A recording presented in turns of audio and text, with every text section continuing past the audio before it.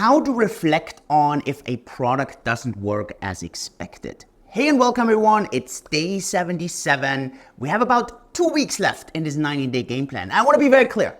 The company is not shutting down. Cake is not going away. We're using those 90 days to go all out, give it our best, so that then we can make a decision how to continue going forward. And it's about how to go forward, not whether to go forward. I want to be very clear on this. And you will see this in the next couple of days.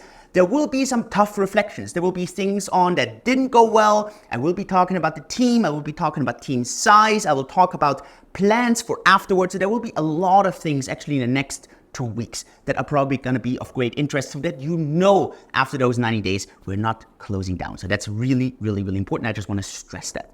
Now, what I want to talk about is actually catching up on a topic we talked about last week, where we talked about why didn't we get the results as a whole from everything. I reflected yesterday on, well, obviously we could have done a rebranding. Maybe it is the brand, maybe it's the trust. That is something we reflected yesterday. And obviously, I mean, look, we are starting into the week a bit. It's crazy in the markets. We've seen a dip over the weekend. So of course, it could be the market.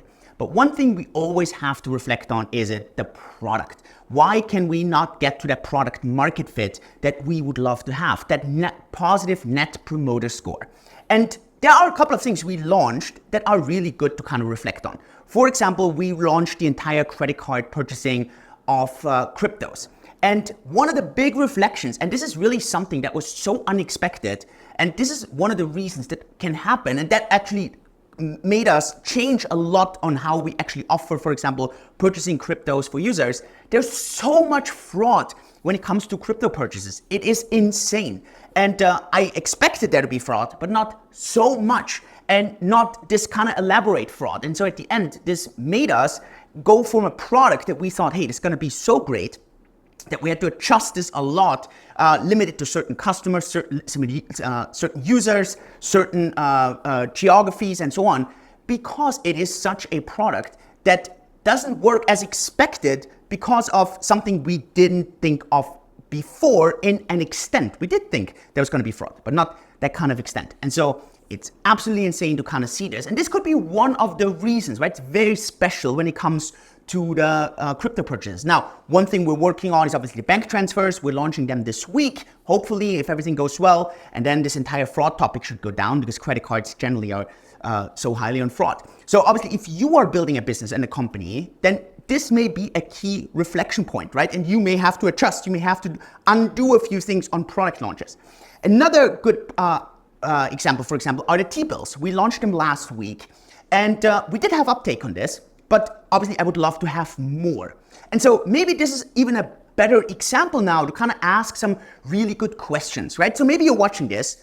I don't know if you have tried out the TBills on our platform, on the app. If not, then do it now. If you haven't done it, let me ask you 5 questions on what could be the reason. And this could be the same kind of question you should ask to your customers. And that's actually what we're doing. We're going to our customers and we're going to ask our customers about the TBills to understand that.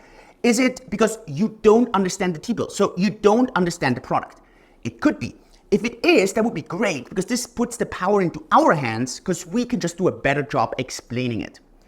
Second reason could simply be you do understand it, but you don't find it in the app, or it's too complicated to use in the app. There's too many steps you have to take, and at the end, you just don't do it. If that is the reason, great. This is something we can solve, right? So that would be fantastic. Next option, you just don't trust us. Obviously, it falls a bit into the first kind of category where we talked about from the 3 reasons on the results. This is something we can work on. It's going to take us way longer to build that trust, show the transparency. Could also be that you don't just simply don't trust the product, right? Doesn't matter if you don't trust us as a platform or the product. At the end, it's all kind of same thing. So here it's about the transparency. It's about building that trust. We do have control over that, but it's definitely going to take us way longer. Now, the first 2 reasons would be great reasons, because that would give us the power to really change this.